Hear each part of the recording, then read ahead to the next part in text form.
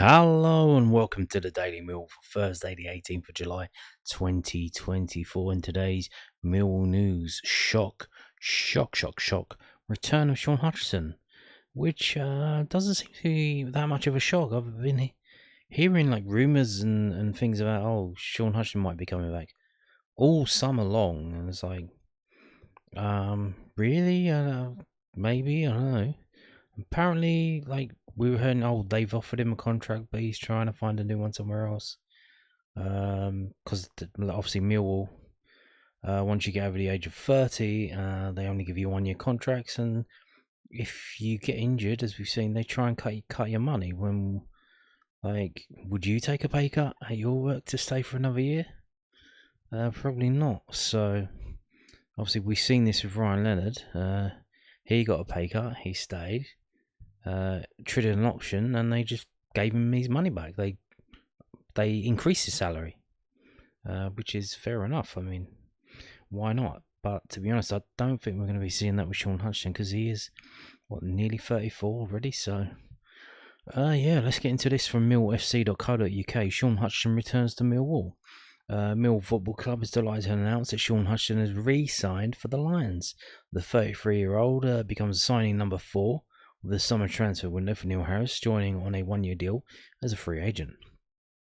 Hutchinson arrives back in SC16, having made 257 appearances in the Lions shirt, scoring 14 times, now forming part of the club's defensive setup for the 24-25 season. Originally arriving on a free transfer for Fulham in the summer of 2016, Hutchinson scored his first Lions goal at Shrewsbury Town in April 2017, before a decisive goal at the Memorial Stadium against Bristol Rovers later that month entered his name into Millwall history. One half of a formidable centre-back partnership with Jake Cooper in the Sky Bet Championship, Hutchinson racked up start after start for the Lions, surpassing 250 appearances last season and scoring a last-minute winner at Bristol City on New Year's Day 2024 in the process. Hutchinson, who takes the club captaincy role once again for 24-25, will join up with his teammates at Calmont Road later this week before jetting off to the pre-season training camp in Spain this weekend. So there you go. Bit of a weird one. Like at the end of the season, he didn't get the big goodbye. He just kind of went off into the sunset. And I think, obviously, Mill probably did offer him a new contract, but with probably lesser terms. And he's probably immediately said no, maybe in gut reaction. Probably tried to get similar or better deal elsewhere, and has probably not been able to do that, unless someone did mention that his house has been cleared out. So if he's moved maybe back up north somewhere, and he was trying to get a club in a specific location and with the specific salary, and that hasn't happened, and he's someone at Millwall said, this contract's still available if you want. Or maybe if they've said, like, you don't have to come in training every day, you can train at home because you're 34 years old, you're going to be a backup. Like, if he has moved away, I don't know. There are rumours, like apparently the postman who delivers mail to his house said he went there one day and it was all emptied out. So, but I don't know. So we'll see. But coming in as the captain for a 1-year deal. Obviously, he will play. I think he will start the first 3 games of the season, because obviously Tanganga is suspended for the first 3 games of the season. In being the first 2 league games and that Carabao Cup game away to Portsmouth. Is it away or is it home? I think it's away, isn't it? Yeah, no, it's away. Yeah. So he will play, but I think he's probably set to be on the reserves. And then you've got to look. Obviously, we've seen Wes Harding being linked with Wrexham. Murray Wallace, of course, we have. Do we need all these centre backs? I don't know. Maybe we do. Maybe one of them will go out on loan. We'll wait and see. But Shaun Hutchinson is back in the building for next season. Now, we've got this from southernnews.co.uk. We've got Neil Harris talking about that decision to do that. Leadership, strong communication and influence on other players. Neil Harris on why Shaun Hutchinson has returned to Millwall. The 33-year-old defender has returned to the club this morning, 2 months after being released. Neil Harris said that the return of Shaun Hutchinson is really important for the changing room as he reacted to the 33-year-old re-signing at the Den. Millwall surprised fans this morning by announcing that the 33-year-old defender, who was released in May, has come back on a one-year deal and will reclaim the captain's armband. Harris said that strong communication between the club and Hutchinson helped reach a deal after they initially failed to find common ground on negotiations before the end of last season. So, yeah, it looks like, just in my opinion, that probably they tried to get him to take a pay cut because he was injured so much, and he's getting on a bit, and he adamantly said, "Oh, absolutely no way," and Millwall stuck to their guns, and so did he, but he's come back now.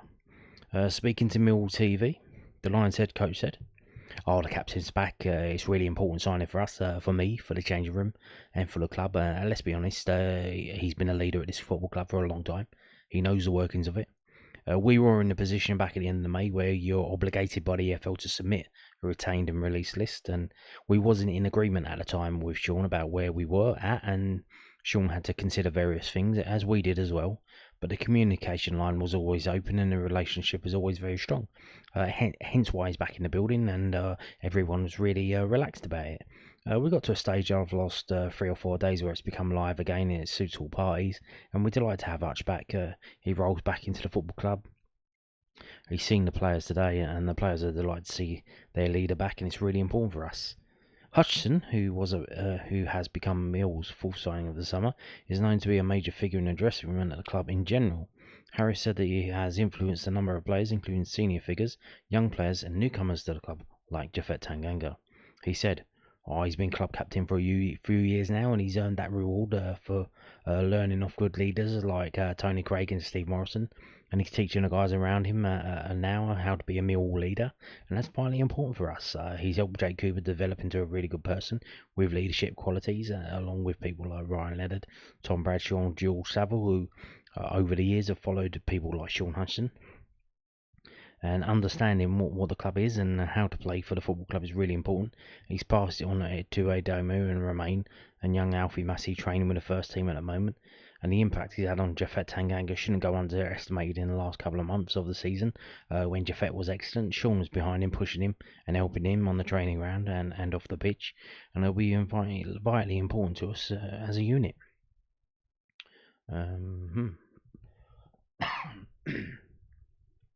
So, we can now hear from Shaun Hutchinson himself. This is from southernnews.co.uk.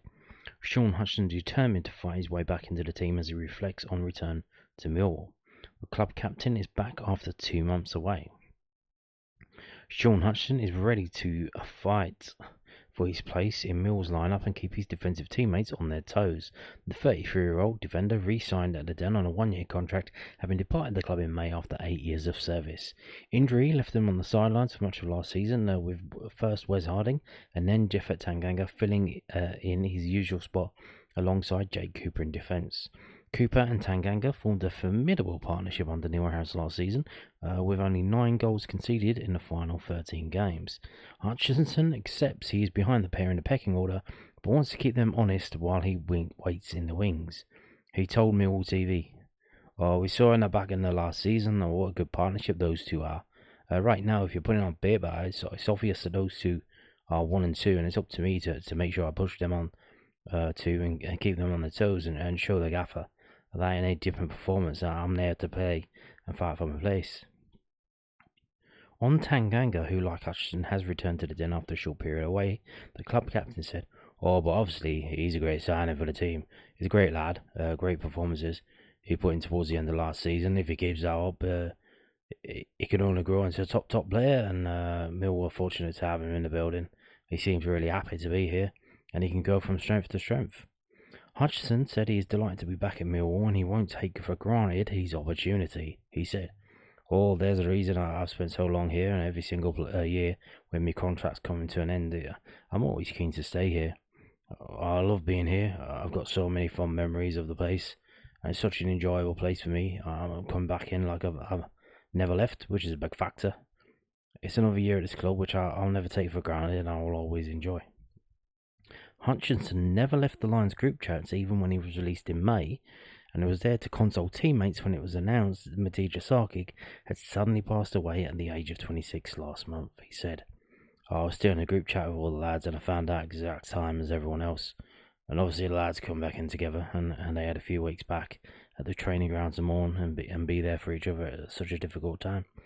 I didn't necessarily have that, so I was on the phone to them a lot, and I wanted to know what was going on, if there was anything happening, as I wanted to be there. I had a close relationship with Matty, and personally, I've seen him grow and grow last season, and I was looking forward to seeing where his Millwall career was going. But unfortunately, he was taken from us. His top is up in the dressing room, and it's there as a reminder of what he meant to us and how good a friend he was. He's definitely missed. Hutchinson also revealed details of how the deal was done, which included Millwall prioritising the permanent signing of Tanganga. He said, well, the season ended, and it was no secret that I wasn't very open with my farewell because I knew there was still an opportunity that could be here again. I felt like with Neil Harris coming back in the door, I had more to offer. I went back and forth, and the club also made it clear to me there was definitely interest, and they were keen for me to have another year here. And I still think I have a lot to offer, whether that be on the pitch or off the pitch. And they also made it clear that the priority was to get Jafet Tanganga through the door, and once he was, they would see what type of options there would be for me here. So there you go. So they were trying to get Tanganga first, and then after that, they could see what they could do. So interesting stuff that he's come back. Yeah, I think it's a good move. Got nothing against it, but we'll see how we go. Now we got this from southernnews.co.uk. Obviously, today is a Thursday. Southern News is published on a Thursday, in paper form. So keep an eye out for that in the newsagents. Mill boss reveals what young players need to do to impress him ahead of trip to Spain. A 24-man group will be heading to the continent on Sunday. It's only 24 players. Neil Harris said he is watching his young stars' behaviour off the pitch as he assesses who is ready for more game time. Pre-season gives managers a chance to assess their youth ranks, and Mill will have a number of youngsters who will be pushing to impress in upcoming friendlies. Some of them will be included in the 24-man party who will be heading to Spain next week for warm weather training and games against Nottingham Forest and Real Murcia. Harris said the actions of the young players off the pitch is just as important as what they do on it. Asked what he will be looking out for, the Mill boss said, I'll just be good people, good human beings and good professionals around the place. Romain and Aidomo are the two candidates that people will be thinking. They're close to the first team because they featured last year, but they're still young men and they're still developing the game. And the players that are coming in at a similar age need to learn from good senior professionals like Jake Cooper, Ryan Leonard, George Honeyman and Murray Wallace. I'm always excited about seeing the young players taking a pathway through the under-21 football, and I'm excited about giving young Millwall players the opportunity to train with and play with the first team, but they have to earn that right, and that comes with training well within the group, being good men and good pros, and then showing their qualities if and when they're afforded the opportunities to be on the pitch. Fans got a glimpse of some of Mill's up-and-coming stars against Gillingham on Saturday, with game time given to Kamal Grant, Tom Lee, Carl Smith, Nino Adamalakai, Alfie Massey and Shamar Lawson. I've just realised something.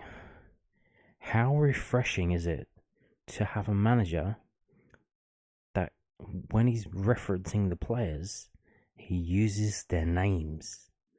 Jake Cooper, not Coops. Ryan Leonard, not Leno, not Lenny.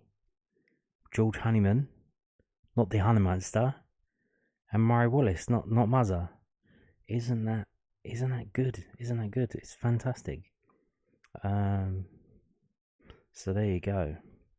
Now, moving on to this from the Irish Mirror.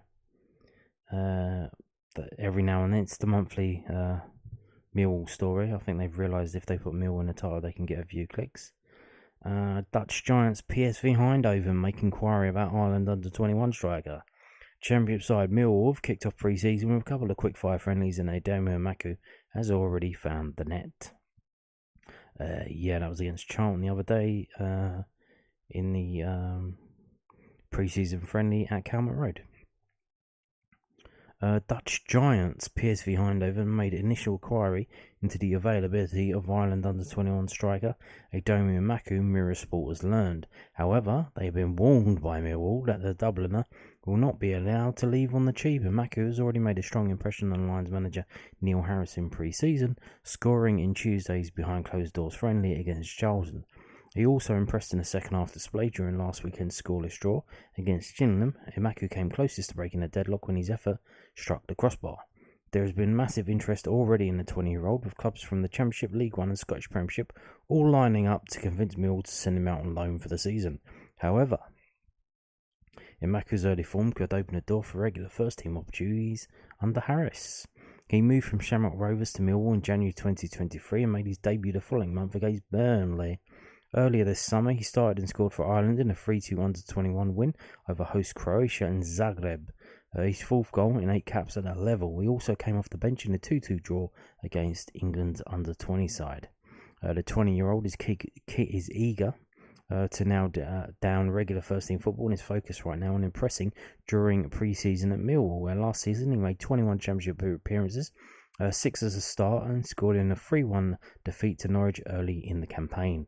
However, the emergence of interest from PSV could yet change the landscape for the highly rated young Dubliner. There is some talk behind the scenes that Emakhu is probably not happy at his playing time. He wants to be playing more. What I will say, and I said this the other day, you need to pass the ball. You need to pass the ball. If you're playing in a football team, you need to pass the ball. It doesn't matter if you're at Millwall, if you're at PSV, if you're at Barcelona, if you're at Dalla Jamnet. If you don't pass the ball, it's just going to get worse for you. It's just going to spiral down. Your teammates will resent you. The fans will turn against you, and you're going to live a life unfulfilled. And more about that at the end of the video. But you have natural talent. You certainly have something about you, a desire. But if you do not cooperate with those around you, you are almost certain to foul. So, let's go. Now, this is for you. If you live in America, the United States of America, CBS Sports have bought the rights for the EFL. CBS Sports announces multi-year, multi-platform rights agreement with the English Football League. And this is from the EFL.com. CBS Sports and the English Football League, EFL, today announced an exclusive multi-year, multi-platform rights agreement for CBS Sports to offer the widest distribution of EFL matches ever in the United States. CBS Sports will air at least 250 EFL matches each season across the Championship, League One, League Two, Carabao Cup, Bristol Street Motors Trophy, beginning in August and continuing through the end of the 27-28 season. Matches will air on Paramount Plus, with select matches airing on CBS Sports Network and CBS Sports Golazzo Network. With 1,891 fixtures each season, the EFL is home to some of the most respected, popular and successful football competitions in the world, captivating supporters across the globe. At the end of the 23-24 season, the EFL ranked as the highest attended league body in Europe, with 21.5 million fans welcome through the turnstiles for a Championship, League One or League Two fixture. The exciting action and prestige of the EFL as the oldest league in the world adds tremendous value to CBS Sports as a premium soccer portfolio, said Dan Weinberg, Executive Vice President of Programming at CBS Sports. With the EFL's compelling storylines and growing popularity coupled with our first-class coverage, we look forward to further elevating this league in the US. CBS Sports continues to be the premier destination for European football fans in this country, with Paramount Plus and CBS Sports Galaxo Network as must-haves, with their wide array of soccer properties and robust year-round match coverage.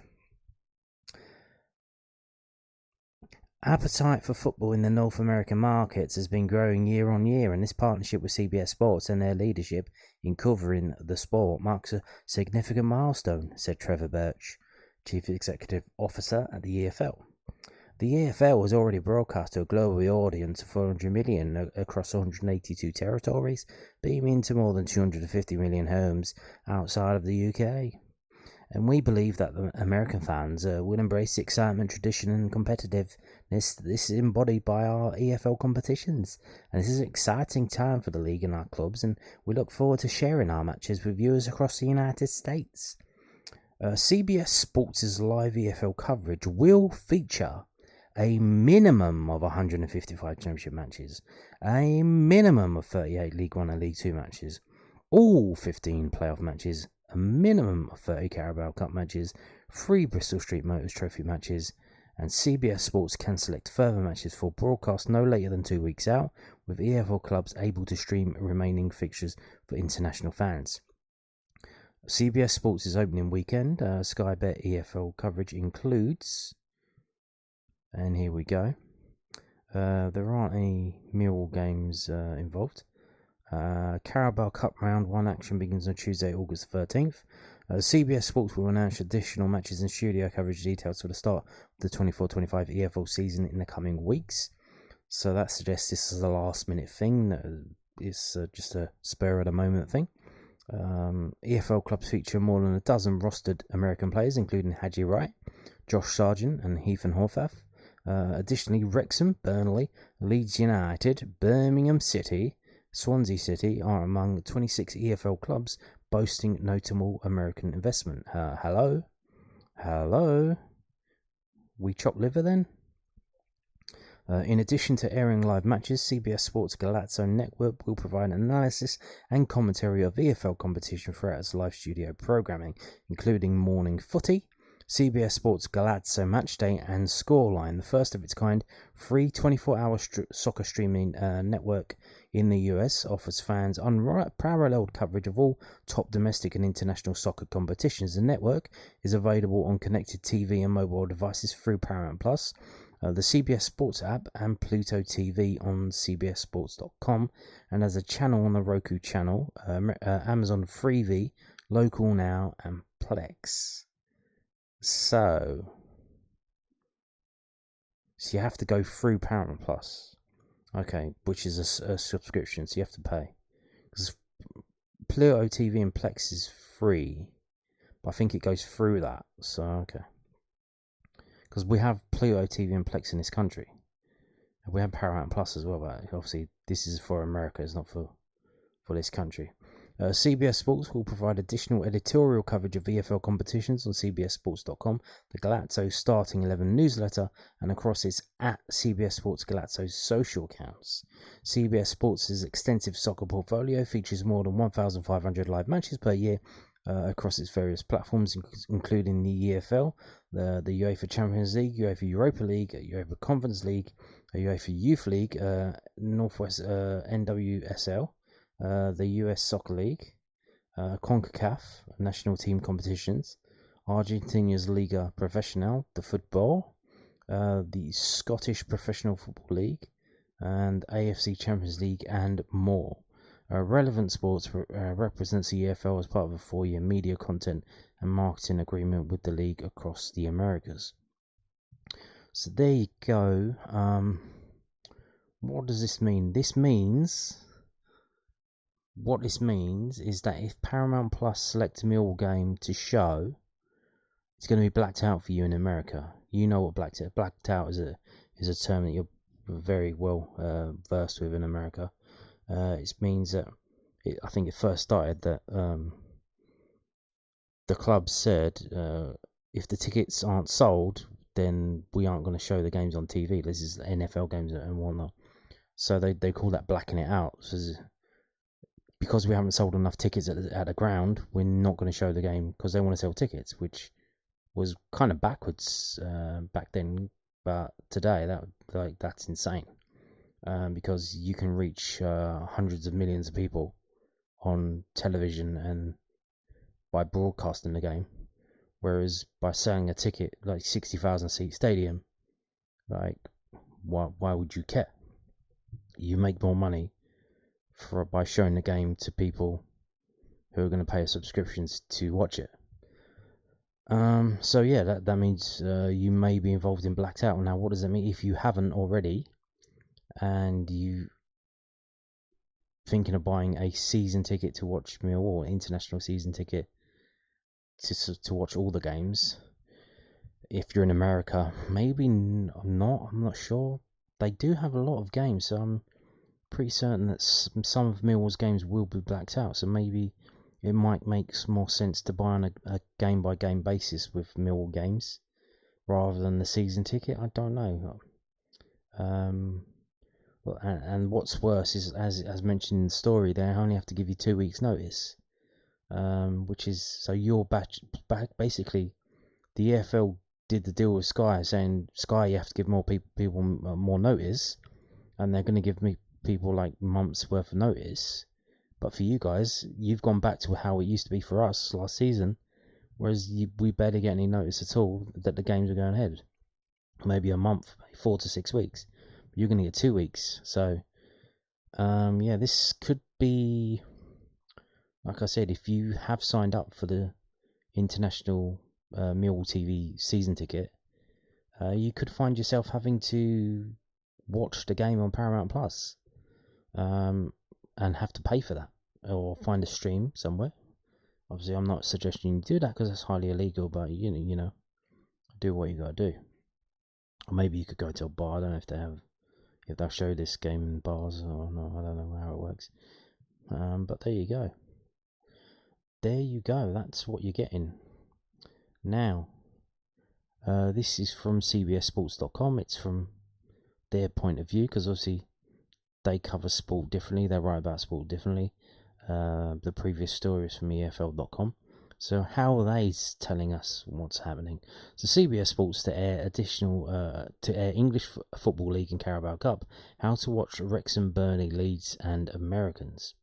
So this is what did they put first? They put Wrexham first. Why? Because Wrexham, basically, it's like a soap opera. They made this show. Is it on Amazon? I don't know. I haven't watched it. Is it? No, it's on Disney Plus, isn't it? I haven't got a clue because I don't have that either. Basically, they created a soap opera that features Ryan Reynolds and the other guy that was in Always Sunny in Philadelphia. And Wrexham have become this big, massive smash hit in the United States. And fans are travelling over to go to games, and Wrexham went on a trip to America and played games there.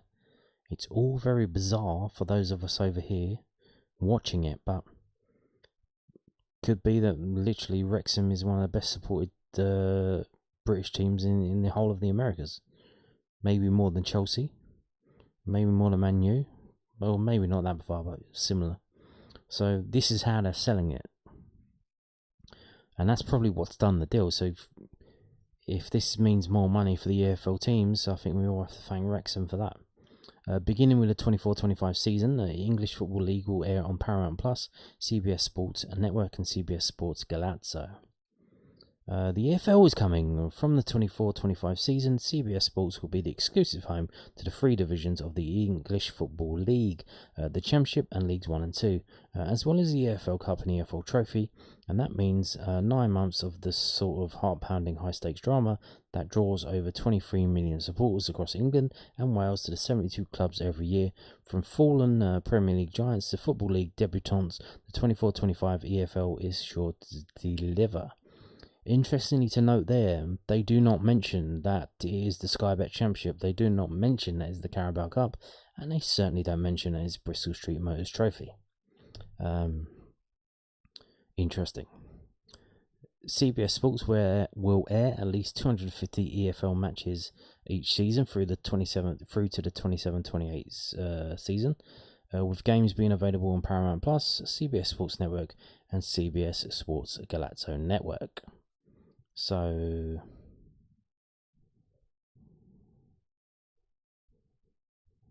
and I think that's the same quote that from Dan Wymark there. And then we've got the selections for opening weekend, as we've seen. And these are the kickoff times for you in America. 3 p.m. So that's that 8 o'clock kickoff for UK time is 3 p.m. for you. 12:30 p.m. is 7:30 in the morning. So I believe all of these are all times are Eastern. So there you go.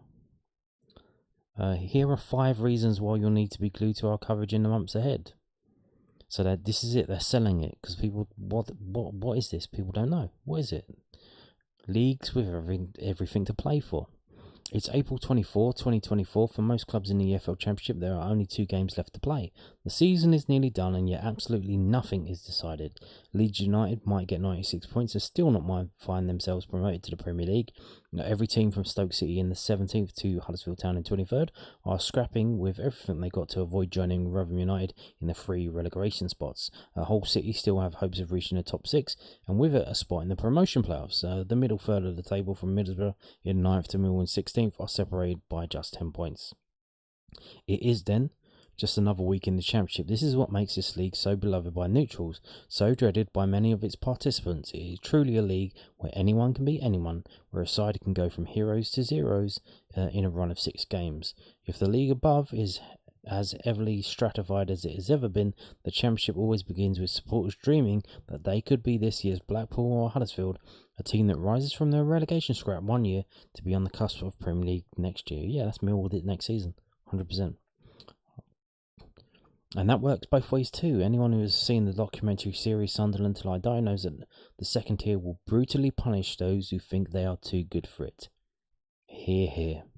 A step further down the pyramid and the drama doesn't ease up. In 22-23, Plymouth Argyle, Ipswich Town and Sheffield Wednesday slugged out in League One title race in a thrilling fashion, the latter missing out on automatic promotion but then overturning a 4-goal first leg deficit to beat Peterborough United in their playoff semi-final. At the other end of the table, that's the season, where Oxford United, just over a year later, they are readying themselves for the first season in the second tier after their playoff final win at Wembley. It's not their first season in the Premier, second tier. It's their first season probably in the Championship. No, probably not. I think they were 20 years ago. They were in the Championship, weren't they? Well, I don't think it was called Championship then. League 2 might have been a little bit more sedate last season, but 2 seasons earlier it delivered one of the most thrilling finishes to an English League season. Bristol City winning 7-0 to somehow overturn Northampton Town's goal difference advantage and snare automatic promotion, and that's the joy of the EFL. It really does take you to the last kick of the football. Don't miss CBS Sports Galacto's network Morning Footy, now in podcast form. Our crew delivers you all the news, views and highlights and laughs, and you need to follow the beautiful game in every corner of the globe, every Monday to Friday all year long. And there they do have the badge saying Sky Bet Championship, so there you go. US interest in abundance. A new year begins, new hope of US MNT. They use that. That means men's national team, because, you know, when you say the US team, what team are you talking about? You're talking about the men or the women? Well, obviously the men. Watchers, and boy do they need it. The EFL has long been a breeding ground for American talent, offering current international Tim Ream and Anthony Robinson their first taste of senior football in Europe, while the likes of Donovan Pines, Paul Arriola and even Galazzo Network's own Mike Gorella have seen a chance to shine in the English game. The US men's national team, coming off of a bad, they were in Copa America, they got absolutely sawed off. All of the CONCACAF teams did. So the South American teams invite the CONCACAF teams to come play in the tournament to make up the numbers, and they punished them by, there's literally a chart where you can see the amount of fouls and the amount of yellow cards, and all of the CONCACAF teams are at the top. They basically stitched them up. It's rotten to the core. But yeah, and their manager just got fired, so which is coming up now. Whoever succeeds Greg Berhalter as US head coach will be well advised to keep a close eye on the 12 Americans in the second tier. As of July the 15th, Norwich's Josh Sargent and Coventry's Haji Wright will both be vying to prove there is a place in the 11 for them, and with 32 goals shared evenly between them last term, they will be among the most feared forwards in the division. Hoston Trusty was a regular for Sheffield United in the Premier League last season. Can he earn a bigger role in the setup? Can Brendan Aronson be a leading light for Leeds after a season on the Union Berlin bench? What might Daryl Dike be if he can shake off his injury troubles? American involvement is even more pronounced off the pitch than on it. At least 19 of the EFL 72 clubs have some form of significant shareholding or ownership from an American, and you might have heard of a few of them. JJ Watt and Tom Brady represent the other form of football at Burnley and Birmingham City. And Michael Eisner, the man behind the Disney Renaissance, is hoping to achieve an even more impressive rebirth at Portsmouth. Then there are a couple of actors at the helm of Wrexham. Have you heard? Some of the best derbies in the world. When it comes to enmity between neighbours, few competitions can be better than the EFL, which will play host to some of England's greatest rivalries this season. Sheffield United's relegation from the Premier League last season affords a Steel City its first derby in 6 years when the Blades welcome Wednesday to Bramwell Lane on November the 9th. There is also the brilliantly named Lang Classico to await as Burnley resume an East Lancashire rivalry with Blackburn 140 years in the making. The pick of the crop might just be the South Wales derby, such as the dislike between the fans of Cardiff City and Swansea, that in 1993 became the first English fixture to ban away fans from attending. The lower divisions are also stuffed with clubs contemptuous of others in League One. I don't. This is a bit long, so I'm going to skip it. If you want to read it, you can read it. It's at cbssports.com. Breeding ground for young talent. The talent factory that is the EFL rarely takes long to churn out the next superstar of the game in England, often beyond. Peruse those who won the competition Young Player of the Year, and you will see talent that is sparked far beyond the lower leagues. Gareth Bale, Wilfred Zaha, Dele Alli, Ollie Watkins, Michael Olise, and a certain Jude Bellingham, and that's quite the roll call of talent production away from the top tier. For some, an EFL loan is a starting point for a career at the highest level. Ian Matson, Ben White and Fikayo Tomiro prove their worth in the lower leagues, but it isn't just through borrowing from the Premier League that these clubs forge stars. Charlton Athletic, for instance, remember them? Had 2 academy graduates in England's Euro 2024 squad. In a time of great off-field turbulence, they hadn't just unearthed and developed Cons and Gomez, but had also brought through Europa League star Ademola Lookman.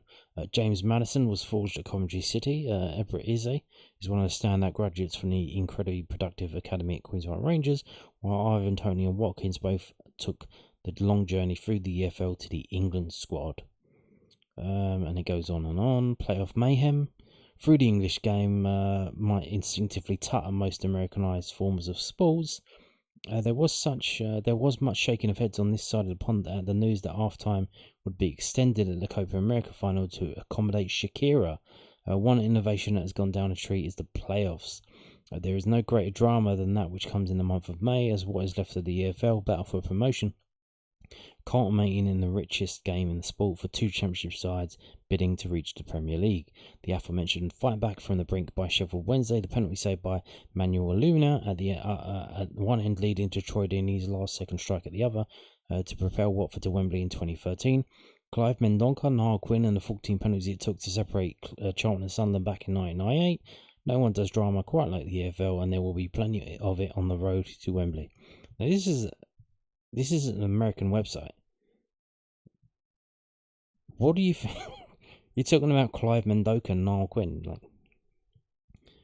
but so there you go. That's it, which is interesting. So that was very well written. Is there a name on this? I doubt that. No offense, but I doubt that was written by an American. Maybe by AI. It was written by AI. I don't know. But that was how they're selling the game to James Benge. Maybe he's an Englishman living in America. I don't know. James Benge. But there you go. So if you're in America, you have to watch it on CBS Sports, Paramount Plus, etc., etc. and you will be able to watch some games on Millwall TV. But any game that's selected by CBS Sports will be on that network. Now, we have this from newsletter.co.uk. As far as I can tell, this is only the second player released. Well, we're not counting Shaun Hutchinson. This is only the second player released this summer by Millwall to find a club. The first one was Nana Boateng, who got snapped up by Sutton United. And now we have Frankie Hvid, released by Millwall, signed for Irish League side Glentoran. Former Millwall Academy star can't wait to get going in the Irish League after joining Glentoran. Now that is the Northern Irish League. A new Glentoran defender, Frankie Hvid, says he can't wait to get going in the Irish League after his much anticipated move to the Oval was confirmed on Thursday. Centre-back Hvid has spent time during pre-season with the Glens and arrives in East Belfast, having most recently been on the books at Championship outfit Millwall, while he also enjoyed spells in the Youth Academy at Fulham and Burnley. The 20-year-old joins these other players as a new permanent rivals as Declan Devine's side continue preparations for the upcoming season, and Hvid is already aware of the atmosphere that can be created inside his new home. I grew up in central London. I've been playing football all my life, he told the club's media channel. I started out Welling, and then I went to Fulham for a few years. I went to Millwall after I got released from there. I got released there before scholar age, and then I went to Bromley, where I played in the FA Youth Cup and then got a move back to Millwall. So coming to Glentoran feels like the right move for me. I've heard about it, the atmosphere, and I watched a few videos at breakfast, and it looks amazing. And I can't wait to play here. The boys were saying the fans are like the 12th man, and I can't wait. And it was great to get out and play again in pre-season friendlies, and the boys are all up for it. Devine added, Frankie is a young player who's impressed in training and friendlies over a number of weeks. It took a bit of work with his former club to get the signing over the line, but I'm delighted that he's agreed to come to the Oval and has made the big commitment for his career in Northern Ireland. So there you go. Interesting that this is, I think, what a lot of players are doing now. In terms of interesting, Millwall trying to get compensation for a player that there was just for one season. Obviously, he's saying he was at Millwall from under 16s. Before that, got released, went to Bromley, then came back. A lot of these players are moving for a year. Hayden Muller done it. Joe Wright's done it. Obviously, Zach Lovelace did it. Zach Lovelace, though, still up in Scotland.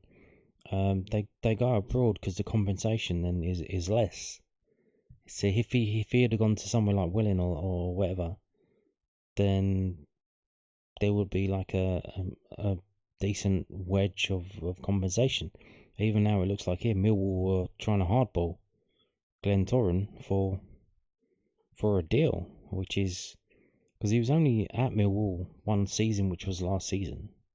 Obviously, he said that when he was a junior, but I mean, as a professional, and they let him go. So they've let him go twice, and now they're entitled to compensation for that. So I think it's a bit of a liberty that you're forcing kids to leave the country so that they're able to get a decent club. Because what we've seen now is Hayden Muller was out of the country in Ireland. He's come back now to Sutton United. Joe Wright went to Galway. Now he's back in England at Eastbourne Borough. And it looks like you're forcing them out of the country just so they can skirt around all the compensation claims that you're trying to get for them, which is like, if you've released them, like what are you entitled to? You've let them go. So there you go. Now, talking of ex-players, this is a bit of a, is it sad? It's tragic, a tragic story. This is from newshopper.co.uk. Ex-Cheltenham Athletic footballer Nathan Ashton jailed, and it says in the story that he was on loan at Millwall, and I was like, was he? Never heard of him. Doesn't ring any bells at all, none at all. So I had to look it up. The story itself is it's a bit sad. He was jailed for 16 years for raping a woman while she slept in Romford. Apparently, they had all been on a night out in Shoreditch, went back to someone's house in Romford, all fell asleep, and he woke up and did what he did, and that's ended up with him getting 16 years in jail. Ashton is now a semi-professional footballer, but once turned out for Fulham in the Premier League and came through the ranks at Charlton when they were a top-flight club. He had loan spells at Crystal Palace and Millwall in the mid-2000s. So, yeah, there's a bit of... I don't remember him. And then, interestingly, that the news shopper didn't put Millwall in the headline because we know that they took a dig at Millwall in terms of the training ground. They said Millwall working on the training ground until 3 a.m. all week long, making noise, and they put out that story with one of the neighbours complaining. It's all very weird, just digging out Millwall. And they didn't even have a quote from Millwall in the story. So it's surprising that they haven't put Millwall in the headline now. So obviously, this name doesn't ring a bell. So what do you do when you're trying to look up something Millwall related? Well, you go online and you go to the fantastic website millwall-history.org.uk, run by Gaza on some of the Millwall forums. And he was on loan at Millwall. He did not play for Millwall. That's why I don't know him. He is a non-playing substitute, as far as I can tell. So we have this. This is the era of. This is 2006-2007, the era of Lenny Pidgley, Danny Sender, Richard Shaw, Hackett, Ardley, Byfield. That era. And Paulson. Is it Paulson? The Danish guy. The last Dane we had. We got a new Dane now. And he was a non-playing substitute. If we go down to the squad list, we can see you got squad number 23. Two players having that season: Liam Trotter, who left the club, must have left the club because then the number 23 was given to Nathan Ashton, who come in on loan. I believe it must have been like March or something. I think this is the time when they still allowed loans at the end of the season. He came in on loan and he sat on the bench. He's basically just to the right of the middle. You see MPS in a row 5 times. And what it looks like, that maybe he was brought in to cover for Marvin Williams, who was injured, number 32, because Marvin Williams is there, and then there's a massive gap of games, and then we've got these appearances by Nathan Ashton as a non-playing substitute. So yeah, was on loan at Millwall, didn't play for Millwall, and now is sentenced to 16 years in jail. And the interesting thing as well, they've edited the story. They've edited the story to fix it. Maybe they got it wrong, but they said that he was in jail. He was already been in jail for 15 years for armed robbery. And that was in 2006. So maybe they got that wrong because they took that out. But then you're thinking, well, did they let him out early? Because then how the hell has he done this? He should have been in jail. Well, obviously we know Keir Starmer and the law system, like, they're letting everyone out early. And this is what happens. And we're going to see a lot more of this. But yeah. So not a former Millwall player, was in the Millwall squad. And doing bad things. So on that note, thank you for watching and goodbye.